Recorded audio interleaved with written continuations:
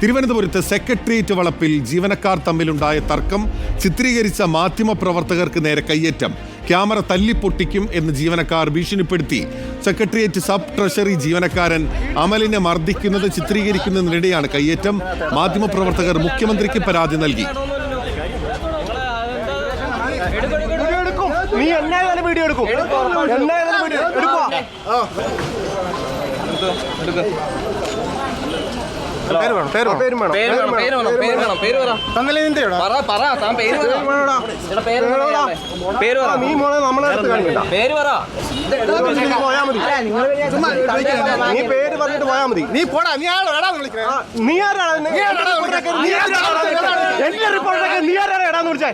എന്റെ റിപ്പോർട്ടറെ നീ ആരാടാന്ന് വിളിക്കാൻ?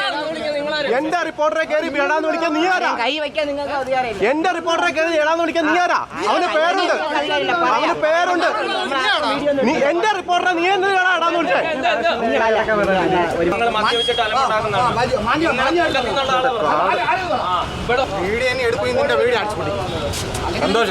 എടുക്കൂടാ.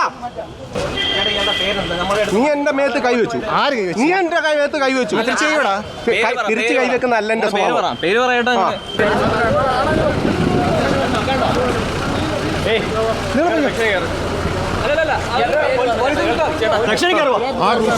വിവരങ്ങളുമായി ഋഷിപാൽ, ഏത് സാഹചര്യത്തിലാണ് ഈ ജീവനക്കാർ തമ്മിൽ തർക്കമുണ്ടായത്?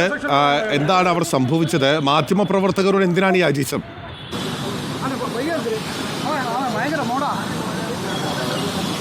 ബിനിൽ, ഇന്ന് ഉച്ചയ്ക്ക് 2 മണിയോടെ മന്ത്രി MP രാജേഷിന്റെ വാർത്താ സമ്മേളനം കഴിഞ്ഞ് പുറത്തിറങ്ങുമ്പോഴാണ് അവിടെ സബ് ട്രഷറിയുടെ മുന്നിൽ ഈ ജീവനക്കാർ തമ്മിലുള്ള ഒരു വാക്കുതർക്കം ശ്രദ്ധയിൽപ്പെടുന്നത്. അവിടെ ആദ്യമെത്തിയ മീഡിയ വൺ മാധ്യമപ്രവർത്തകൻ അത് മൊബൈൽ ചിത്രീകരിക്കുമ്പോഴാണ് ഈ കയ്യേറ്റ ശ്രമം ഒരു സംഘം ജീവനക്കാരുടെ ഭാഗത്തുനിന്നുണ്ടായത്. ക്യാൻറ്റീനിൽ തുടങ്ങിയ ഒരു വാക്ക് തർക്കം അത് ഈ സബ് ട്രഷറിയുടെ ഓഫീസിനകത്തേക്ക് എത്തുകയായിരുന്നു എന്നാണ് പിന്നീട് മനസ്സിലാക്കാൻ കഴിഞ്ഞത്. സബ് ട്രഷറിയിലെ ജീവനക്കാരൻ അമലിനെ ഒരു സംഘം സെക്രട്ടേറിയറ്റിലെ ജീവനക്കാർ എത്തുകയും കയ്യേറ്റം ചെയ്യുകയും ചെയ്തു. അത് ആദ്യം ട്രഷറിക്കകത്തായിരുന്നു ഈ സംഭവം, വാക്ക് തർക്കമുണ്ടായത്. പിന്നീട് അത് പുറത്തേക്ക് കൊണ്ടുവരികയും കയ്യേറ്റം ചെയ്യുകയും ചെയ്തു. അത് മൊബൈൽ ചിത്രീകരിക്കുമ്പോഴാണ് മീഡിയ വൺ റിപ്പോർട്ടറായ മുഹമ്മദ് ആഷിഖിനെ കയ്യേറ്റം ചെയ്യാൻ ശ്രമിച്ചത്. പിന്നെ ആ വീഡിയോ ജേർണലിസ്റ്റിനെയും കയ്യേറ്റം ചെയ്യാനുള്ള ശ്രമം നടത്തി. പിന്നീട് അത് ഏറെ നേരം ആ ഒരു തർക്കം നിലനിന്നു. ഈ സെക്രട്ടേറിയറ്റിലെ ഇടത് ജീവനക്കാർ, ഇടത് അനുകൂല സംഘടനാ ജീവനക്കാരാണ് ഇതിൽ ഉണ്ടായിരുന്നത്. ആ ദൃശ്യങ്ങളിലൂടെ നമുക്ക് മനസ്സിലാക്കാൻ കഴിയുന്നത് ഇടത് അനുകൂല ജീവനക്കാരാണ് ഈ ഒരു സംഘർഷത്തിന്റെ ഒരു ഭാഗമായിരിക്കുന്നത്.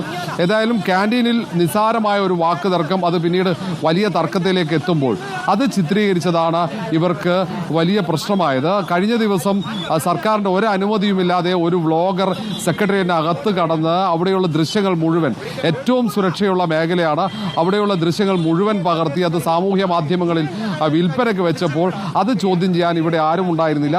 ഇത്തരമൊരു തർക്കം, ഒരു യുവാവിനെ വളഞ്ഞിട്ട് ഒരു സംഘം ആക്രമിക്കുമ്പോൾ അത് ചിത്രീകരിക്കുന്നതാണ് ഇവർക്ക് പ്രശ്നമുണ്ടാകുന്നത്. ഏതായാലും കുറേ കാലമായി സെക്രട്ടേറിയറ്റിനകത്ത് ഇത്തരത്തിലുള്ള സംഭവങ്ങൾ നടക്കുമ്പോൾ അത് മാധ്യമങ്ങൾ ചിത്രീകരിക്കുമ്പോൾ വലിയ പ്രശ്നമുണ്ടാകും. സെക്രട്ടേറിയറ്റിനകത്തേക്ക് മാധ്യമങ്ങൾക്ക് ഇപ്പോൾ പ്രവേശനവും നിയന്ത്രിതമാണ്. വാർത്താ സമ്മേളനത്തിന് മാത്രമാണ് പ്രവേശനം. അല്ലാത്ത സമയങ്ങളിൽ മാധ്യമങ്ങൾക്ക് സെക്രട്ടേറിയറ്റിനകത്ത് പ്രവേശനമില്ല. അത് കുറച്ച് കാലമായി അങ്ങനെയാണ്.